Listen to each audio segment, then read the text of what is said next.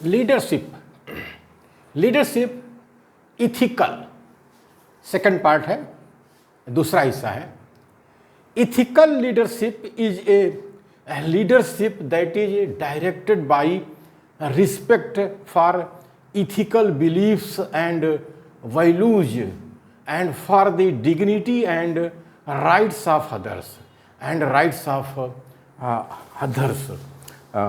आज 21वीं सदी में इथिकल लीडर की ज़रूरत है, नैतिक नेतृत्व की ज़रूरत है। अब ये सुप्रीमो तानाशाह की राजनीति ख़त्म हो गई। एक समय था कि जब बहुजन मूल निवासी बहुजनों में जो है कोई नेतृत्व नहीं था, तो ये सुप्रीमो तानाशाहपन पे, लेकिन जिस तरह से सुप्रीमो तानाशाह की राजनीति ख़त्म हो रही है और मोदी जी ने जिस तरह से ख़त्म किया इनको, अब ये आगे इनकी कोई राजनीति नहीं चलने वाली है। तो वही कह रहे हैं कि नैतिक नेतृत्व वो नेतृत्व है जो नैतिक विश्वास एवं मूल्यों के प्रति सम्मान, दूसरों के अधिकार एवं सम्मानजनक जीवन की ओर निर्देशित होती है।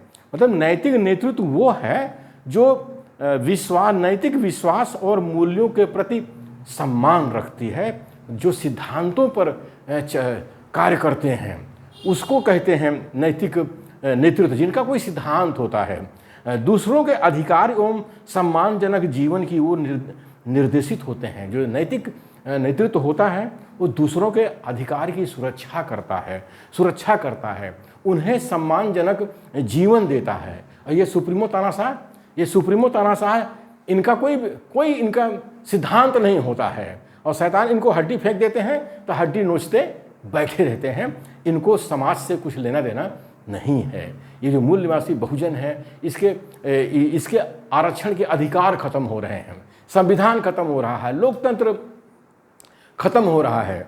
ये जो शैतान लोग हैं खत्म किए जा रहे हैं, मनुस्मृति का कानून लागू कर रहे हैं, लेकिन ये सुप्रीमो तानाशाह में दम नहीं है। तो आज ज़रूरत है नैतिक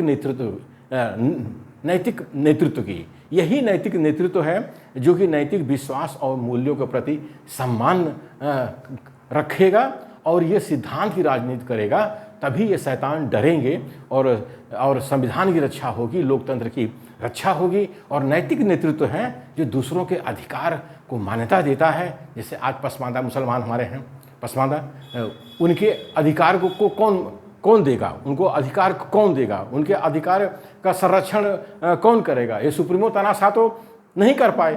तो नैतिक नेतृत्व की ज़रूरत है और एक सम्मानजनक जीवन। अब सम्मानजनक जीवन कैसे मिलेगा? ये जो शैतान लोग हैं पूरे भारत की जो संपत्ति है उसको बेचते जा रहे हैं, सरकारी संपत्ति को बेचते जा रहे हैं, और ये सुप्रीमो तानाशाह उसका समर्थन कर रहे हैं। तो आज नैतिक नेतृत्व की जरूरत है जो कि सरकारी संपत्तियों को बचा सके। सरकारी संपत्ति बचेंगे तभी तो लोगों को सम्मानजनक जीवन मिलेगा, लोगों को रोजगार मिलेगा। जो रोजगार मिलेगा तो सम्मानजनक जीवन मिलेगा। लेकिन ये सुप्रीमो तानाशाह हमारे मूल निवासी बहुजन में पैदा हो गए, जिसकी वजह से ये शैतान जो है 5 किलो राशन, 100 ग्राम दाना दे रहे हैं, मुर्गी का दाना दे रहे हैं हमारे मूल निवासी बहुजन के गरीब लोगों को। It is thus related to concepts such as trust, honesty, consideration, charisma, and fairness. यह उन अवधारणाओं से जुड़ा हुआ है। यह उन अवधारणाओं मतलब कंसेप्ट्स, यह उन अवधारणाओं से जुड़ा हुआ है जैसे कि विश्वास मतलब ट्रस्ट, ईमानदारी मतलब ऑनेस्टी, सेवा भाव, कंसिडरेशन, प्रतिभा मतलब करिश्मा एवं साफ सुथरापन माने फेयरनेस।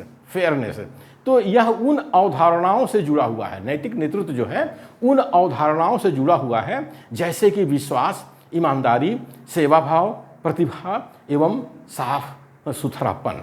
जो नैतिक नेतृत्व होता है उसके अंदर जो है ट्रस्ट होता है, ऑनेस्टी होती है, कंसिडरेशन होता है, करिश्मा होता है, फेयरनेस होता है, यानी विश्वास होता है, ईमानदारी होती है, सेवा भाव होता है, प्रतिभा एवं साफ सुथरापन होता है। और ये सुप्रीमो तानाशाह बिल्कुल सुअर की तरह गंदगी पैदा कर देते हैं। संगठन में जंगली जानवर होते हैं और कुत्ता बनकर के हड्डी नोचते रहते हैं।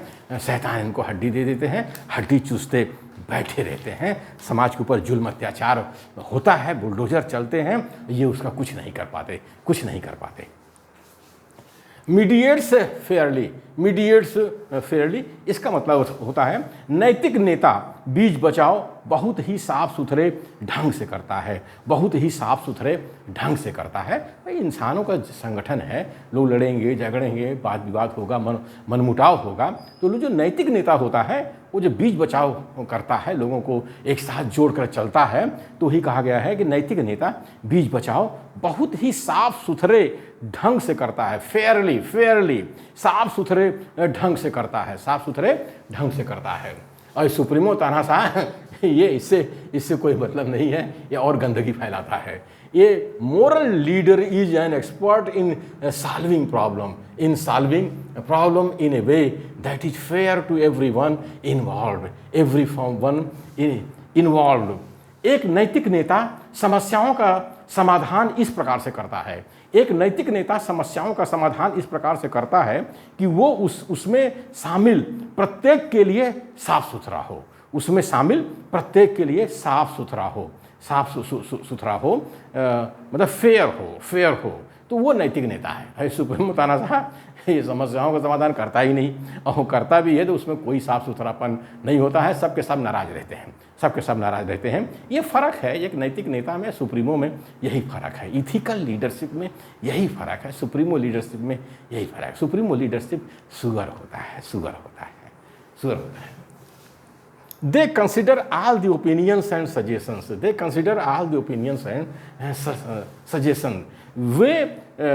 वे नेता, मतलब वे नैतिक नेता सभी प्रकार के राय मशविरा एवं सुझावों पर विचार करते हैं। सभी प्रकार के राय मशविरा मतलब ओपिनियंस, सुझाव मतलब सजेशंस पर विचार करते हैं। जो भी संगठन के कार्यकर्ता होते हैं, उनके सहयोगी होते हैं, जो भी ओपिनियन देते हैं, सजेशन देते हैं, तो नैतिक नेतृत्व उन सब पर विचार करता है, फिर कोई निर्णय लेता है जिससे उसको सहयोग और सहभाग प्राप्त होता है। ये सुप्रीमो, ये तानाशाह किसी अपने संगी साथी का, अपने कलीग का, अपने साथियों का ना ओपिनियन लेता है, ना सजेशन लेता है।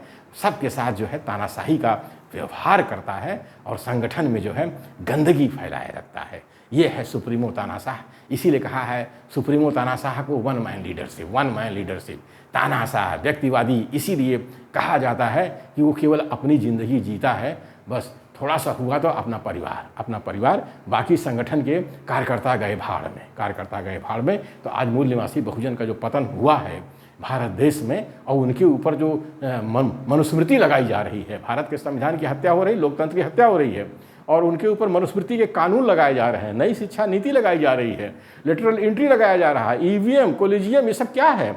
वो इसलिए लग रहा है कि हमारे मूल निवासी बहुजन में ये सुप्रीमो तानाशाह नेता पैदा हुए हैं, किसी काम के नहीं हैं, सुअर हैं, गंदगी फैलाए रखते हैं। ऐसे नेताओं से मुक्ति लेने की ज़रूरत है और नैतिक नेतृत्व को पनपाने की ज़रूरत है मूल निवासी बहुजन में, तभी मूल निवासी बहुजन का कल्याण हो सकता है आज 21वीं सदी में 2022 में।